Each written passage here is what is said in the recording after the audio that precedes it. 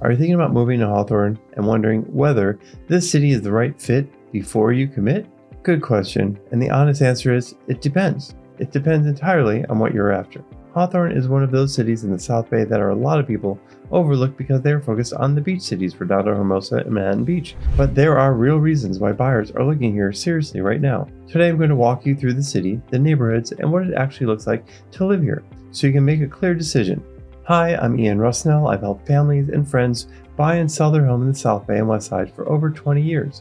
My reviews and testimonials show the trusted service and results I provide from start to closing day, as well as long afterwards. Welcome to my YouTube channel. Subscribe if you want honest, practical content about owning and living in South Bay, Hawthorne, and all surrounding areas. Let's dig in. Why Hawthorne and why now? Here's the skinny on why Hawthorne is getting real attention from buyers right now. The cost of living in Hawthorne, California is meaningfully lower than most of its South Bay neighbors. The average home value in Hawthorne sits approximately at $874,000 as of early 2026, while cities like Manhattan Beach and El Segundo are well past the $2 million to $3 million mark for comparable products. For buyers who need to be in the South Bay corridor for work, family, or lifestyle and who want to actually own something rather than rent, Hawthorne offers one of the most realistic entry points in this part of LA County. The employment story here is obviously significant. We all know all of the space industry and engineering companies are here in Hawthorne. SpaceX headquarters is located at One Rocket Road. Northrop Grumman is not too far away. You have Boeing, Raytheon, Aerospace Corporation, Air Force Base, all within the same South Bay employment corridor. LAX is minutes away from Hawthorne, and for entertainment, SoFi Stadium, Intuit Dome, and the Kia Forum are all central right nearby in Inglewood. For buyers working in aerospace, tech, or aviation, homes near SpaceX California and the broader South Bay employment base are exactly what Hawthorne delivers. You're living where you work, not commuting to it. That combination of affordability within the Los Angeles County aerospace corridor is really part of why the city is worth understanding. What you need to know about the neighborhoods. Hawthorne isn't just one neighborhood, it has distinct pockets, each with a different price point, different character, and a different lifestyle trade-off. Here is how to think about them. Holly Glen is the most sought-after address in Hawthorne, period. The median home value in Holly Glen sits at approximately $1,315,000, which puts it in a category of its own within the city. Homes here tend to be well-maintained on larger lots by Hawthorne standards, and the neighborhood has generally a quiet residential feel that buyers who know the South Bay recognize immediately.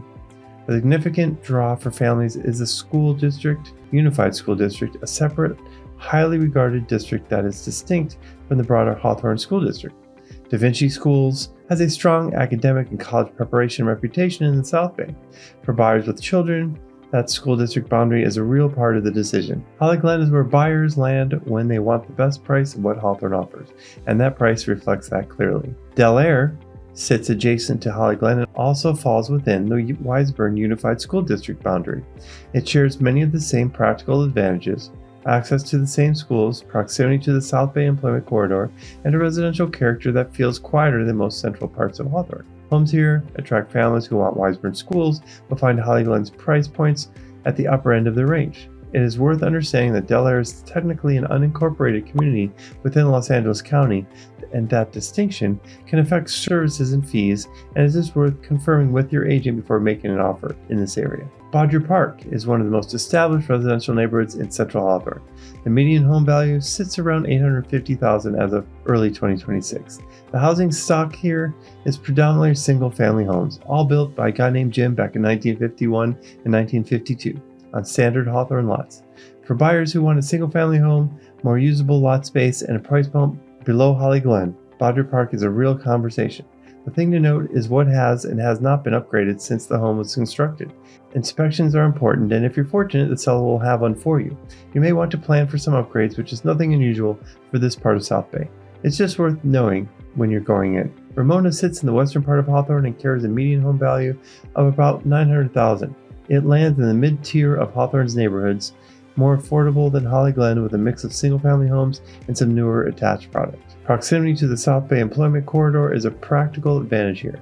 For the buyers who are commuting to El Segundo or the broader aerospace campus, Ramona's location works well.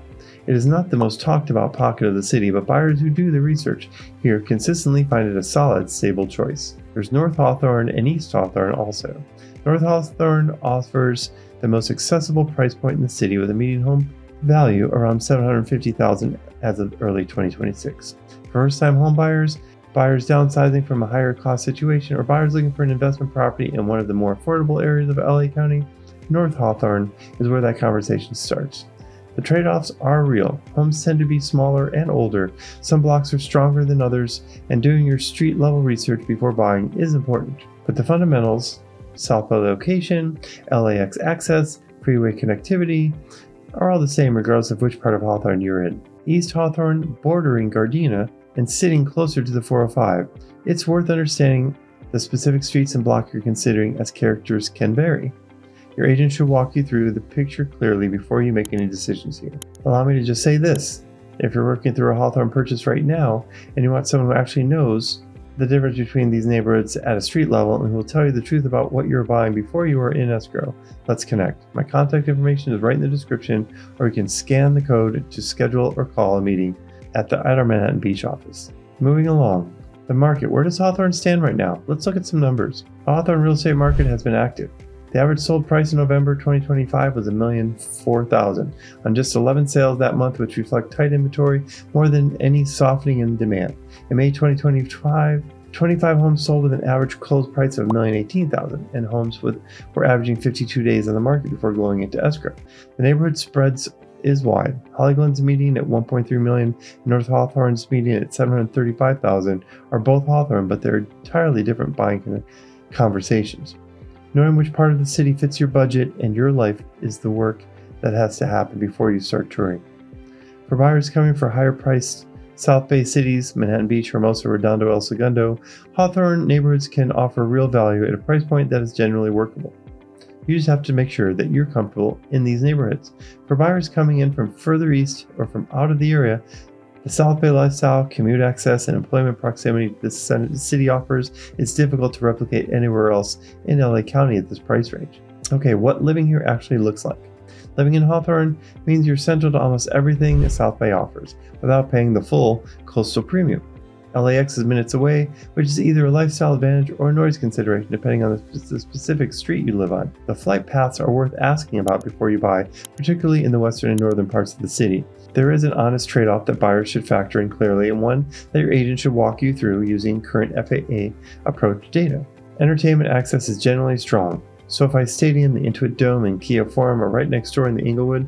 The beach cities, Manhattan Beach, Hermosa, and Redondo, are all short drives away. The South Bay's restaurants, coffees, lifestyle corridor is accessible from anywhere in Hawthorne without a significant commute.